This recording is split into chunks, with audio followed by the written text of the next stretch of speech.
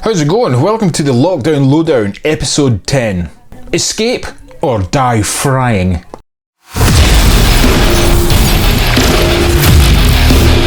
Get up! Get up!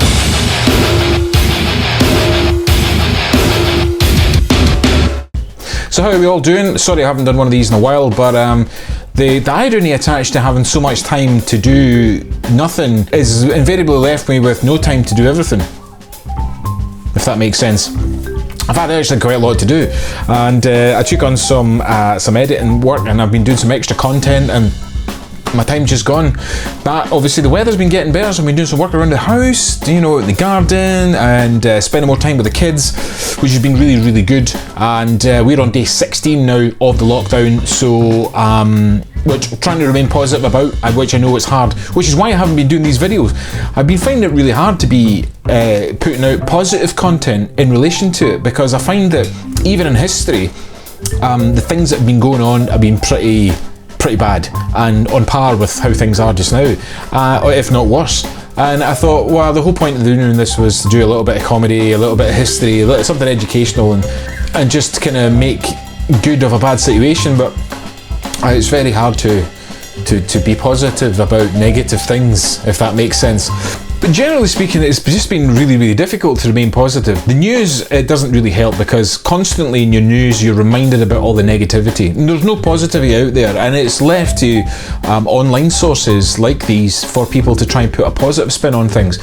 I'm aware that different parts of the world are dealing with it in different ways, but I feel that the media outlets sometimes are just, they seem to be focusing on the stupid stories. I mean, it'll start tonight. This is Sunday, as of recording of this. It is the 5th of April, and tonight the Queen is going to address the nation.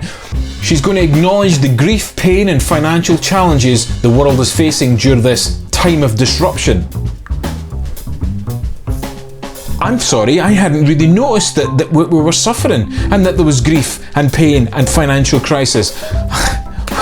I'm really sorry. I'd just been sitting in my house for the last 16 days hoping somebody would do some sort of televised event, especially someone who gets access to testing kits, as does their eldest son and indeed the Prime Minister, and to tell us that we're all in a shit state, and that nobody has any work, and that nobody has any money to pay for all the bills that the country is going to. And I'm really glad, especially, that information is coming from the Queen, whom, you know, has a lot of estates and money, and no real, you know, there's no real damaging to the monarchy as a result of the virus, unless the virus wiped them all out entirely. But that isn't the case, and I feel that that chant to the nation is not the same as the one she would have given during the Second World War, perhaps, in a bid to try and rally the morale of everybody, which was a different type of thing altogether. I mean, granted, we're in an unprecedented state of affairs, never the likes have been seen since World War II, but the threat is very different.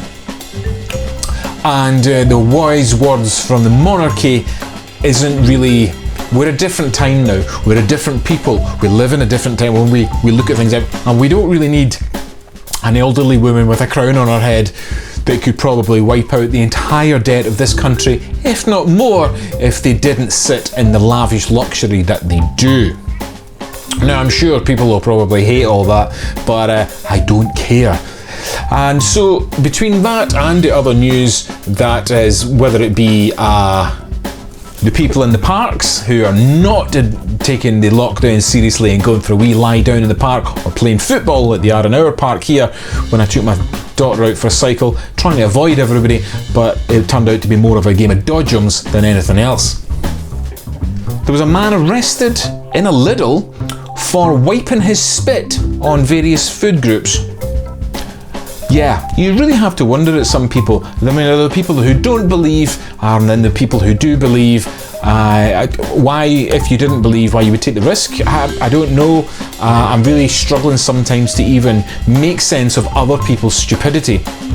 And this is part of the reason why I didn't want to do these videos unless I had something positive to give, because I can feel the very piss boil inside of me As I say these things, and these are things that are happening, these aren't just made up things, these are actual things that, you know, the media is talking about. But anyway, we should probably crack on to something a little bit more interesting. But as I was doing my research for Today in History, I realised that it was filled with multiple events, some of which aren't very good, so very limited. So today, April 5th, what happened in the past? Well, 1815, Mount Tambora in the Dutch East Indies has its first violent eruption.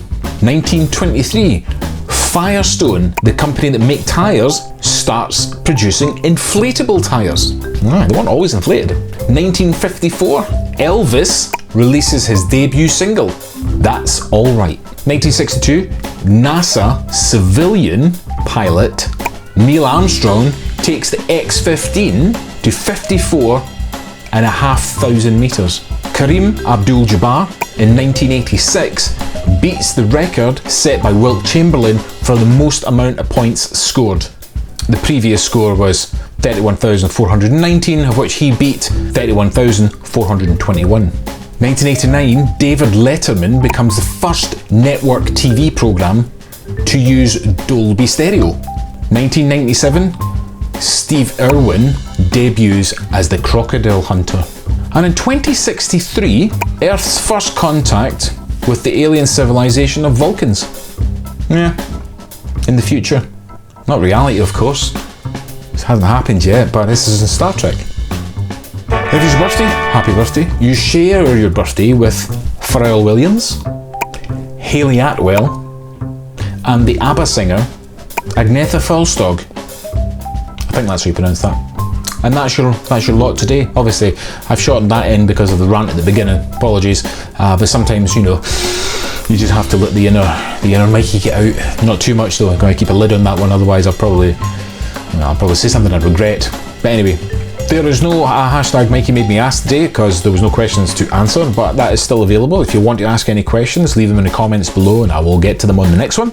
But in the interest of leaving questions, I'll leave you with a couple because they seem to be quite popular. What would be the creepiest thing you could possibly say to a stranger as you pass them on the street? What sport would be the funniest if there was a mandatory amount of alcohol? And that's it. Thanks very much for your time, your patience, your kind words, your comments, and your continued viewership. I love you all for it, and it's greatly appreciated. Headbutt that like button if you haven't already, if you enjoyed it, and that was, and subscribe if you haven't already. I'm gaining more subscribers, so the new people to the channel, thank you very much for coming along and subscribing. It's much appreciated. And I will hopefully see you on the next one, whatever that may be, because we know that I'm not really that prepared. And I'm just throwing this out as we go, baby. So thanks again for watching. I hope you're staying safe and sane, and I'll see you all in the next video.